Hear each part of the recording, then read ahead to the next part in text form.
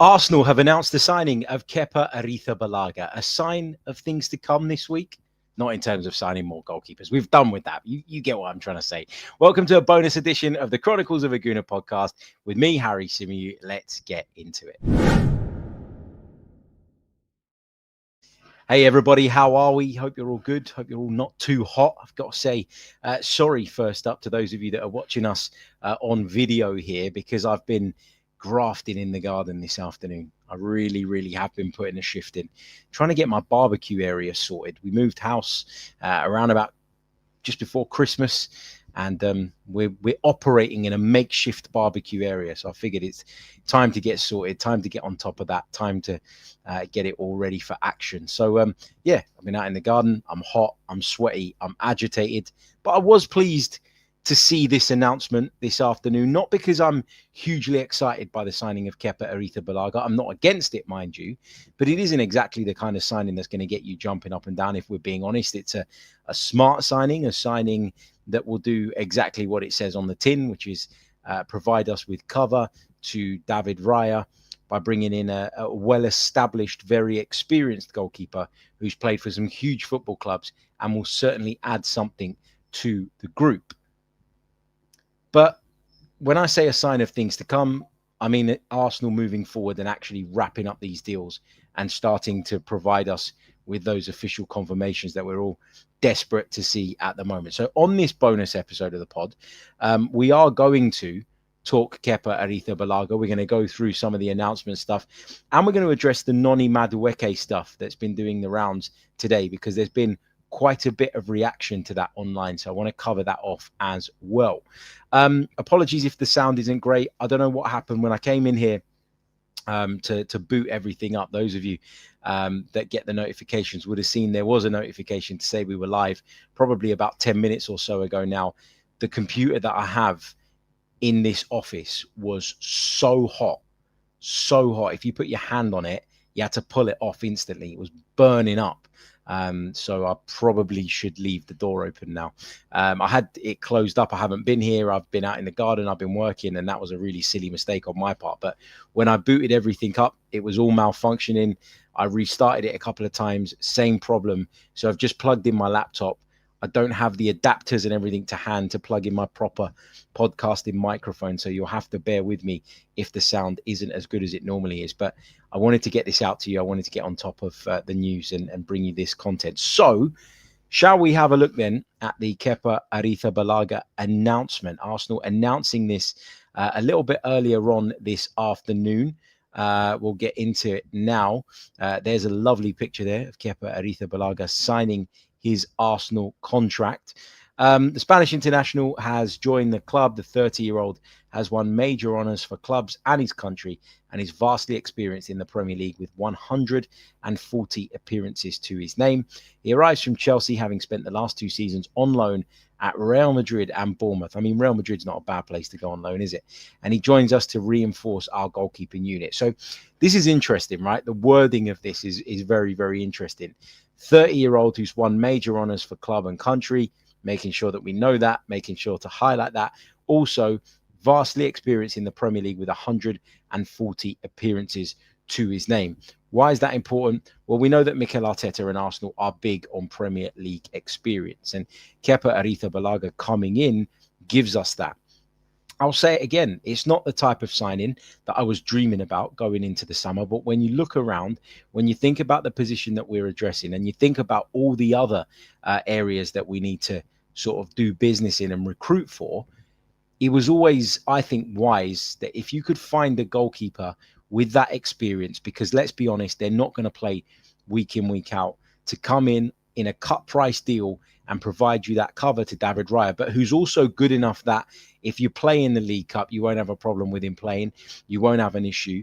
I think it made a lot of sense. And this was what we landed on. And again, I'm not like massively excited by it, but it certainly makes business sense, and it makes sense from a footballing perspective as well. Last season, Neto literally played, I think, 1 game.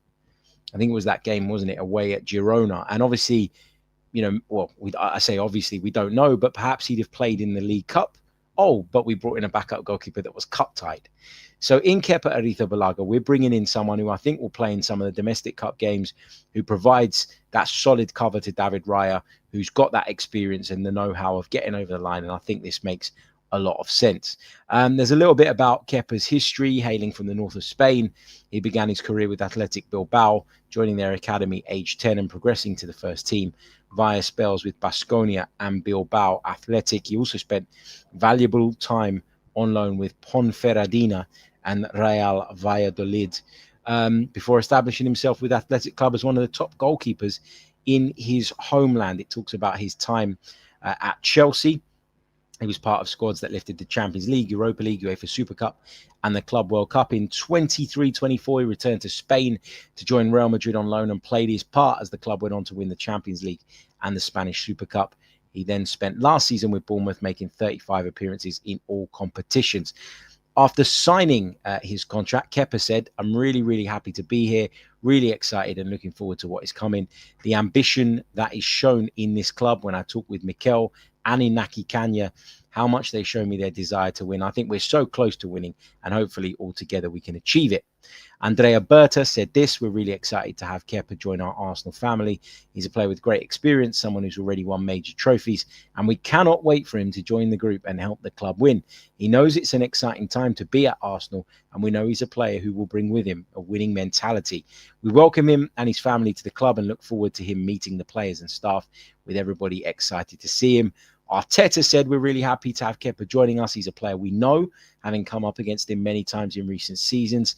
He brings a wealth of experience which his teammates will benefit from, and he has a real hunger to win. He works hard and will elevate our levels. I know he'll fit in perfectly, already knowing some of his teammates, and we're really excited about his future with us. He will wear the number 13 shirt and will immediately join up with his teammates." So a bit of information there, bit of an update, bit of background with regards to some of the conversations that took place between Kepa Arrizabalaga and those at Arsenal doing their thing at the moment. So reading a few bits and pieces, and I'm not going to take you through everything that was read. You know, you can go on the club's website. There's an interview with Kepa. There's all sorts of content. There's a get to know him page where you can have a look through some facts that have been pulled together by the club's media team. I think what's interesting is that it's clear that he had and has some personal relationships with people at Arsenal. Kai Havertz, I think, is one of the people that he does have a relationship with. And I can hear it now. You know, there's a lot of people that still are on the fence about Kai Havertz, don't really rate him, don't think we should have signed him in the first place. I can hear those people now going, "Oh, great, so Kai Havertz brought him here."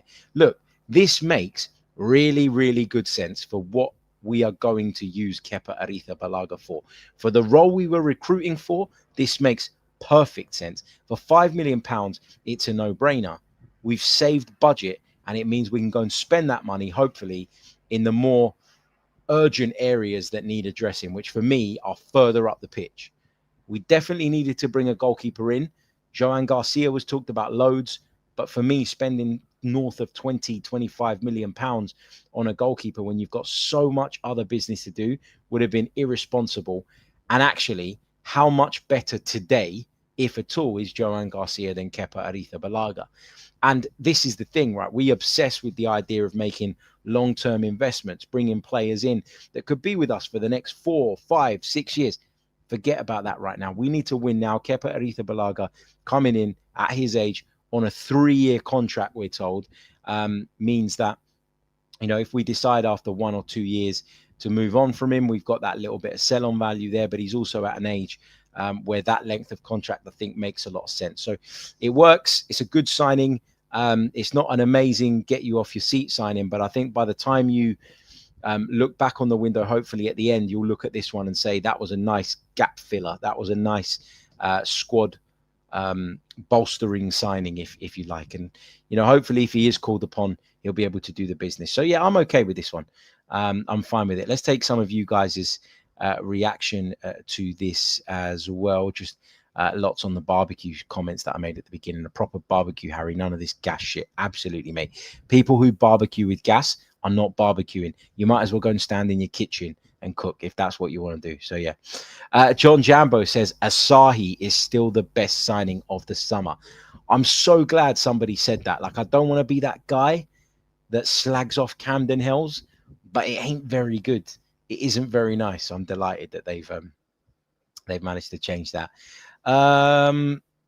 Keith Bird says he watched the interview and he likes the fact that Kepa says he's coming to try and take the #1 jersey off Raya. That's what we want. Yeah, you want that healthy competition, don't you? It wasn't healthy when Aaron Ramsdale was there, not because Aaron Ramsdale was a problem, but because of all the noise around it. It almost became unhealthy competition, and you really kind of felt, I thought, the weight lift off of David Raya's shoulders, and his performances dramatically improved once Aaron Ramsdale was out the door. Again, no fault of Aaron's, but it was a bit of a difficult environment at the time because so many people were wedded to the idea of Aaron Ramsdale being our goalkeeper and didn't want to give David Raya a chance, myself included. At the beginning, I was looking at it, I was going, is this guy actually any better?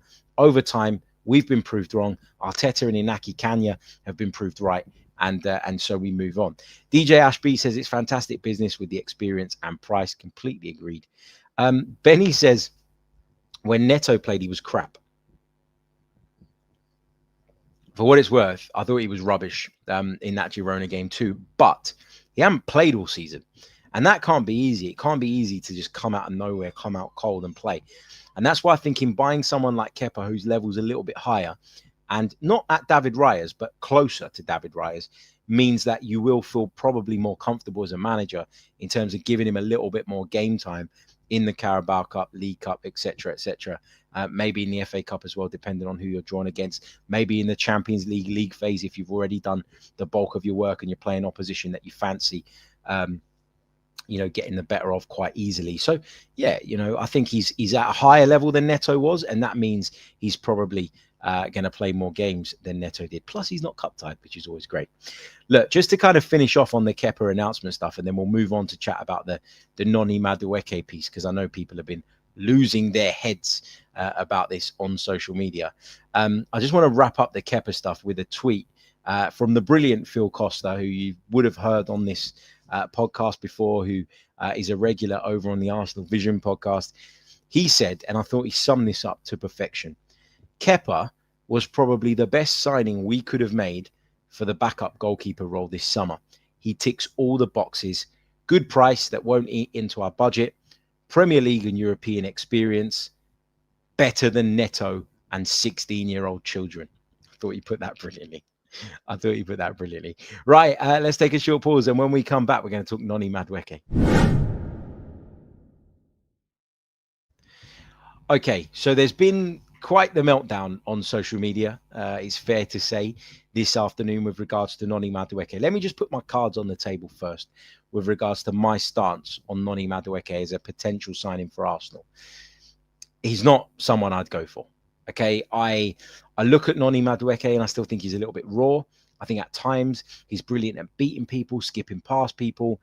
I think at times we've seen that he can finish, that he can score goals, but he blows hot and cold for me. He's inconsistent, and I'm not sure that that's the type of player we should be rolling the dice on for a couple of reasons. First of all, the reasons I've just explained.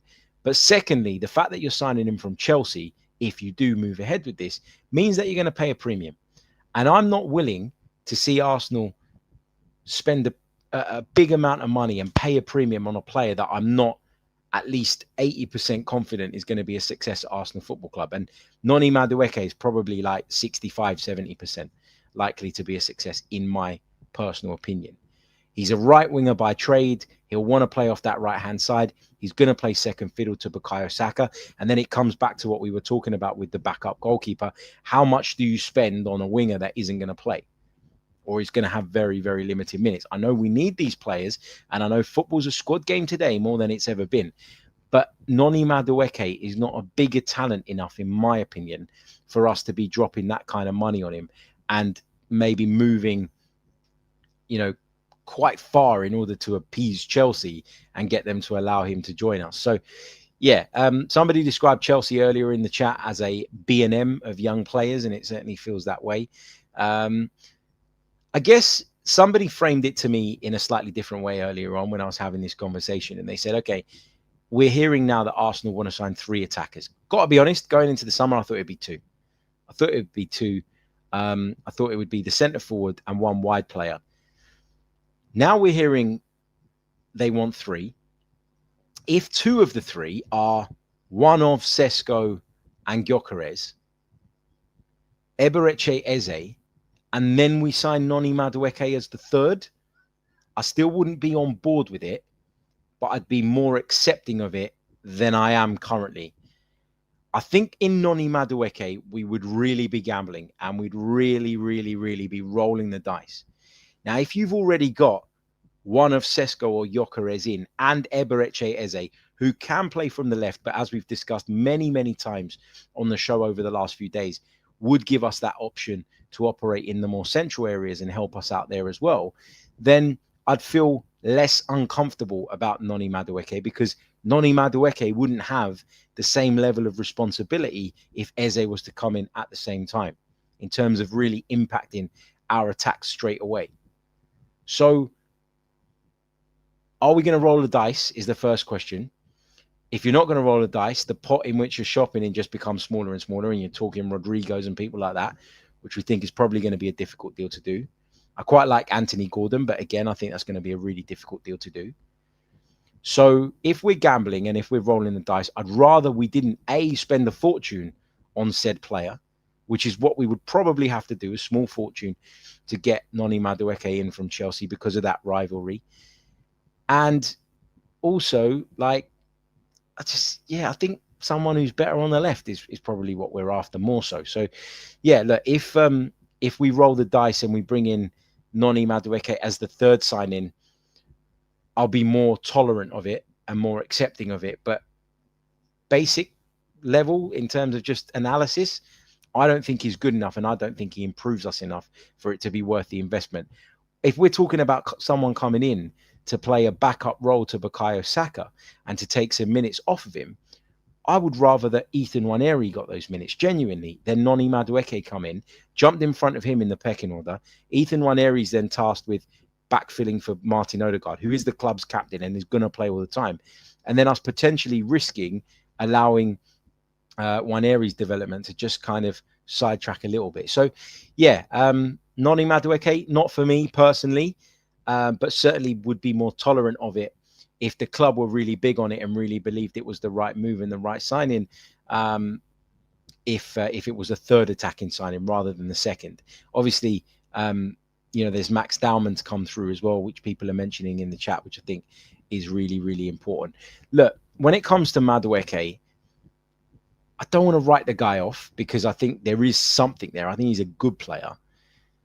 But, the fact that we've been burnt by signing ex-Chelsea players in the past that turned out to be not very good is going to play on people's minds and is going to create and drive a narrative around any potential Madueke signing that puts him on the back foot already, because the pressure will be there as a result of the previous.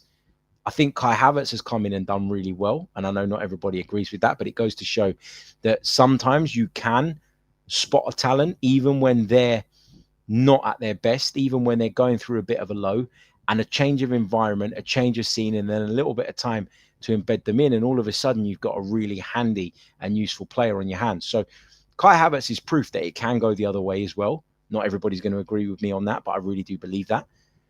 So, yeah, maybe we shouldn't be closed-minded to it, but it really does feel like we are literally spending the vast majority of our transfer meetings discussing Chelsea players.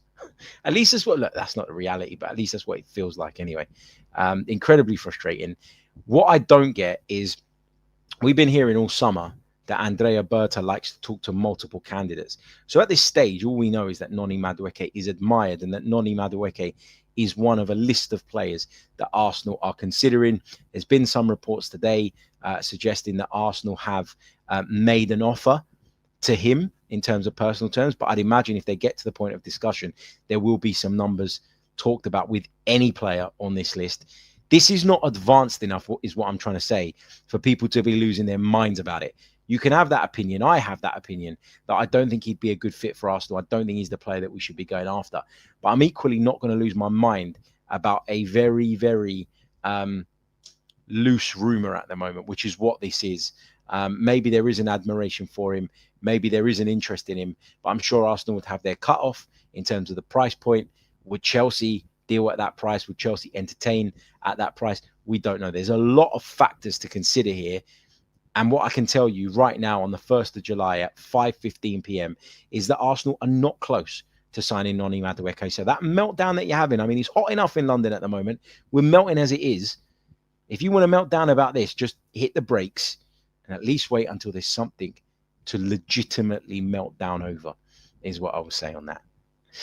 Guys, thank you so much for joining me on this bonus episode of the pod. Just a short one because I've got to get back to it. But I thought I'd jump on and bring you guys some reaction to the Kepa Arrizabalaga signing.